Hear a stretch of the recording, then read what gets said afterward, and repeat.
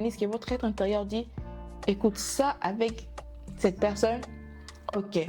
Mais si votre être intérieur dit, non, ne cherchez pas de problème, il n'y en a pas. Hein. C'est pas parce que, voilà, on parle de dépendance affective que vous allez dire, je vais chercher à tout prix avec qui je suis dépendante affective. Non, pas du tout. Ce qu'il faut faire, c'est juste détecter le problème, pouvoir s'en éloigner, pouvoir en guérir. Voilà. Tout. Donnez-vous de l'amour. C'est tout ce que je pourrais dire. Pour ne pas être dépendant de quelqu'un, estimez-vous, donnez-vous de l'amour, travaillez sur votre confiance et c'est la meilleure façon de pouvoir réussir, pouvoir s'en sortir.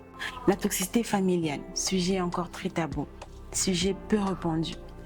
Et moi, je pense une chose, les meilleures personnes qui peuvent soit t'aider à aller loin, soit te détruire, c'est ta famille. Oui. Parce qu'on est là-bas, tu vois, on grandit là-bas. C'est là-bas qu'on se forme. Que ce soit notre éducation, notre façon de parler, de réagir. Et dans beaucoup de familles, je dirais pas dans certaines, dans beaucoup de familles, ce sont de parents très toxiques, de frères et sœurs très toxiques. Moi, avant, quand j'étais une gamine, je m'imaginais pas, ma maman me disait, non, en fait, c'est un exemple, en fait, c'est, les parents sont nos dieux sur terre. Voilà, sont nos dieux sur terre, premièrement.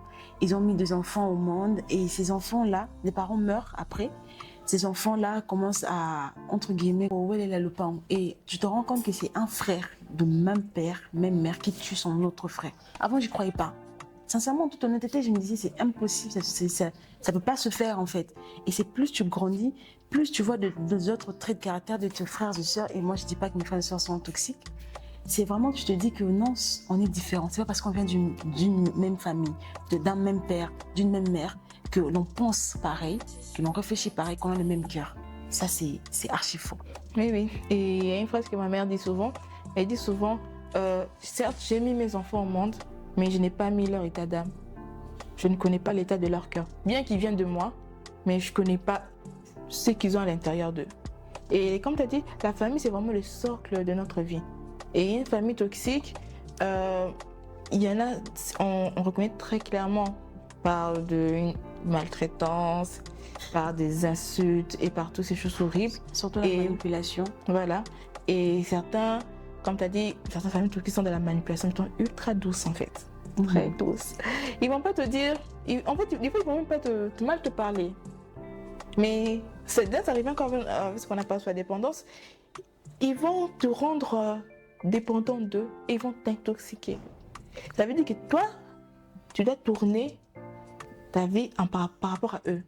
Ils t'imposent des choix d'études, des choix de partenaires, des choix de vie, des choix de travail. Et il y a des fois, ils ne vont pas te l'imposer en te criant dessus. Oh, non. C'est juste gentiment en disant c'est moi qui paye tes études, du coup tu fais ce que je veux. Oui. Waouh. Le père fait tel truc à son enfant parce qu'il sait qu'il va avoir tel résultat. Ouais. Moi, comme tu as dit, j'ai payé des études et tout. Alors moi, j'aimerais que tu puisses être avocat. Mais papa, écoute, je vais pas. Oh. Tu ne connais pas, tu n'en sais rien. Tu es trop jeune. J'ai vécu avant toi, ce genre de choses, tu vois. On les met tellement là que moi je dis que certaines choses, c'est que certains parents n'ont pas réussi à réaliser leurs rêves et ils font passer leurs rêves à travers leurs enfants. En plus, c'est qui c'est pas que c'est même dans la vie de tous les jours. Hein. Même les personnes également, certaines personnes sont comme ça. Ils sont comme ça. Ils ont vu qu'ils n'ont pas réussi. Et ils se disent que l'autre ne va pas réussir avec son rêve. Elle va réussir avec le mien. Parce que là, maintenant, plus on grandit, plus on a certaines expériences ou des sujets qu'on n'avait pas. Et ils se disent que moi, maintenant, avec toutes les expériences que j'ai actuellement, alors j'ai peut-être besoin d'un nouveau corps pour tester ces expériences. Ils ont peut-être un enfant, un neveu, n'importe qui, de manipulable et fais ça. Et ce qu'ils mettent, c'est qu'ils mettent tous les moyens pour. C'est-à-dire que, vu que c'est un enfant, ils se disent, si je mets de l'argent, il fera ça. Tu vois un peu. Ils vont jouer sur l'amour. Ouais, sur l'amour. Je dirais, c'est que comment reconnaître une famille toxique. Et parce que de toute manière, même si on le reconnaît, c'est eux qui nous enterrent. C'est un ami qui me le dit. C'est eux qui nous enterrent. Mais comment faire en sorte de pouvoir passer de la toxicité à une relation ou un amour sain? Alors, moi, ce que j'aimerais dire sur ce point, c'est que comment reconnaître qu'on a une famille toxique? Alors, je pense que certains peuvent nous faire croire qu'on n'est pas assez... En fait, qu'on est trop égoïste. Lorsqu'on a peut-être telle chose qu'on aimerait acheter, ils nous disent, mais tu penses pas à la famille, tu penses pas à ceci, mais il y a ton, il y a ta, il y a le petit qui vient de naître, oh, mais il y a ton oncle. En fait, ils veulent nous faire, une fois entrer dans ces contextes que la famille passe avant tout.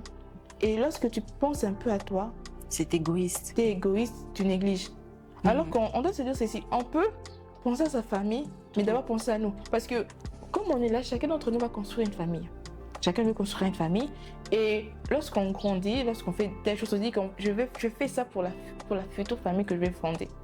Et on n'aura pas cette future famille si on est toujours enraciné de manière assez toxique à notre ancienne famille. Parce que nos parents, nos oncles, ils étaient également les enfants de leurs parents. Et si ils se sont libérés de cette emprise, c'est pour en fait nous élever nous. Et nous, on doit savoir qu'au bout d'un moment, on va quitter le nid. Voilà. On n'est pas là éternellement. On va quitter le nid. Moi, je dirais aussi une chose, c'est que il faut savoir penser à soi. C'est très important. Je ne peux pas t'aimer si je m'aime pas. Donc, aimez-vous et pensez à vous. Mais tout en gardant en tête qu'il y a ma famille et que je me dois de les aider. Trouver le juste équilibre. Voilà, le juste équilibre vraiment. Le juste entre équilibre. Ma famille et moi. Ma famille et ma vie. Voilà. Ça, c'est clair et net.